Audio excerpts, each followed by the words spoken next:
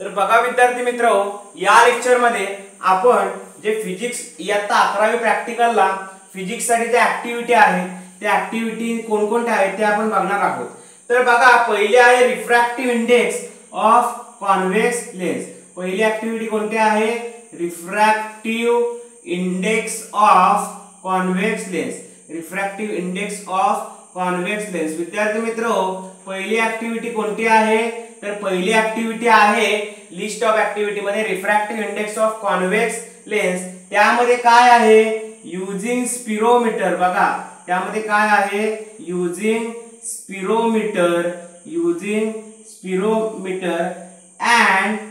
And auto collimation. बघा, auto collimation method काय आहे? Auto collimation method. म्हणजे बघा की पहिला ऍक्च्युअली ऍक्टिव्हिटी कोणती आहे? तर पहिली ऍक्टिव्हिटी कोणती आहे? बघा, लिस्ट ऑफ ऍक्टिव्हिटीज मध्ये पहिली ऍक्टिव्हिटी कोणती आहे? तर 1 आहे refractive index of convex lens. त्यामध्ये काय आहे? बघा, using spirometer and auto collimation method. त्यानंतर दुसरा कुठली ऍक्टिव्हिटी आहे? बघा, दुसरी ऍक्टिव्हिटी आहे लॉ ऑफ मूवमेंट्स। दुसरी ऍक्टिव्हिटी कोणती आहे? लॉ ऑफ मूवमेंट्स ही दुसरी ऍक्टिव्हिटी आहे। तिसरी ऍक्टिव्हिटी कोणती आहे? बघा, रोलिंग फ्रिक्शन। तिसरी ऍक्टिव्हिटी कोणती आहे? Rolling friction. तिसरी ऍक्टिव्हिटी कोणती आहे? Rolling friction.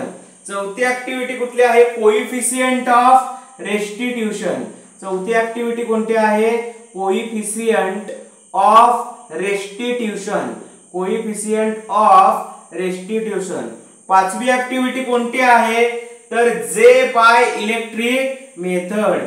जे बाय इलेक्ट्रिक मेथड। बघा विद्यार्थी मित्रांनो, कोणकोणत्या ऍक्टिव्हिटीज आहेत? सहावी ऍक्टिव्हिटी जी आहे refractive index of glass by total internal reflection. Refractive index, बघा, refractive index of glass by total internal reflection. कळतंय? Refractive index of glass by total internal reflection. Number 7 चा कोणता? बघा, नंबर 7 चा ऍक्टिव्हिटी आहे study of resistor using colour code. Number 7 चा आहे स्टडी ऑफ रेजिस्टर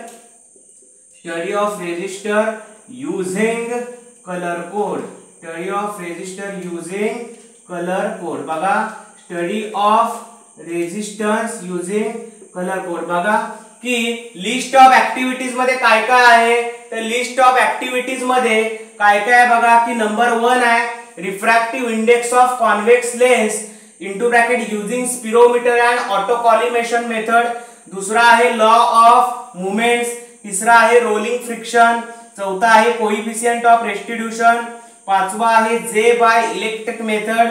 सहावा आहे refractive index of glass by the total internal reflection. सातवा आहे study of resistor using colour code. त्यानंतर आणि आठवा आहे study of potential divider circuit. आठवं काय आहे? स्टडी ऑफ पोटेन्शियल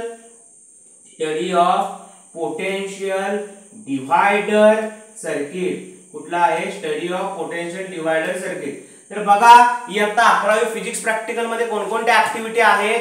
तर बघा, refractive index of convex lens using spirometer and auto collimation method. दुसरा आहे लॉ ऑफ मूवमेंट्स।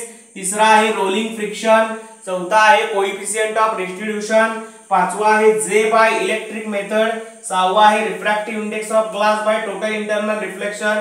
सातवा आहे study of resistor using colour code आणि आठवा आहे study of potential divider circuit. तर विद्यार्थी मित्र, बघा की या लेक्चर मध्ये आपण इथेच थांबतोय आणि इथून पुढच्या भागामध्ये आपण इयत्ता 12वी फिजिक्स प्रॅक्टिकल विषयी डिस्कस करणार आहोत। धन्यवाद।